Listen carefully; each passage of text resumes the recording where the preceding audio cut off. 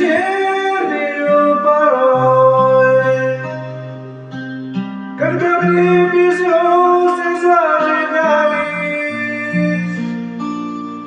на берегу морском старом кабаке всю ночь бандиты развлекались. Среди них был парень молодой, какими красивыми глазами, под рукою гитарой за спиной. Они его парень называли. Было смело, отважный, упрям, и от имени вокруг все его дрожали. Войны ненавидел Дарья атаман, а бандиты втайне обожали. Как прогулявшись до утра, возвратившись пьяною головою, атаман за руку притащил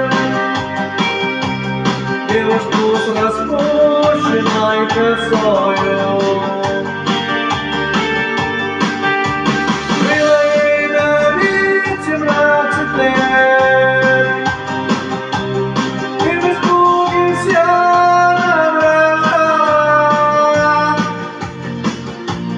да искрились синие глаза, и слеза к ногам ее упала. Горит глянулась на девушку одну, дала сердце юного бандита, и впервые в жизни поняла, что судьба навек его разбита. И сверкнул глазами атаман: чувак, тебе не пожалею, золотая все тебе отдам,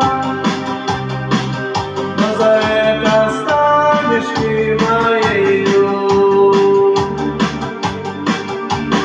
Этот миг раздвинулась толпа, и бандиты в страхе замолчали. Атаман вышел не спеша, паренек с красивыми глазами. И сказала, хмурясь атаман: не щенок тебе со мной тягаться, но за все получишь ты сполна. Вот пришло нам время рассчитаться. И свернули разом два ножа, искрят ударом вылетали, поединки дрались на вождя, а бандиты, затаив дыхание, ждали. Вдруг раздался приглушенный крик, и сраженный твердою рукою вдруг на землю рухнул атаман. Обливаюсь я крылой закрою. И открыв глаза последний раз, тихо прошептал, как это странно. Опытный бандит умрет сейчас от руки лихого мальчугана. А когда на море он сидел, глядя даль, как волны набегали,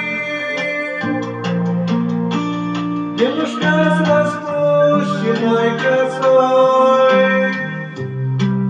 пела губы, трогала губами. Ты мой темноглазый атаман,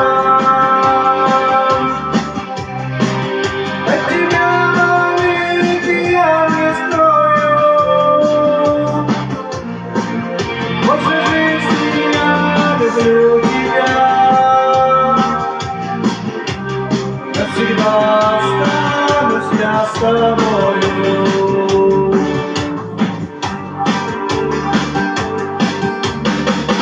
Вот сейчас вечернею порой, когда в небе звезды зажигались, с новым атаманом до утра в кабаке бандиты развлекались.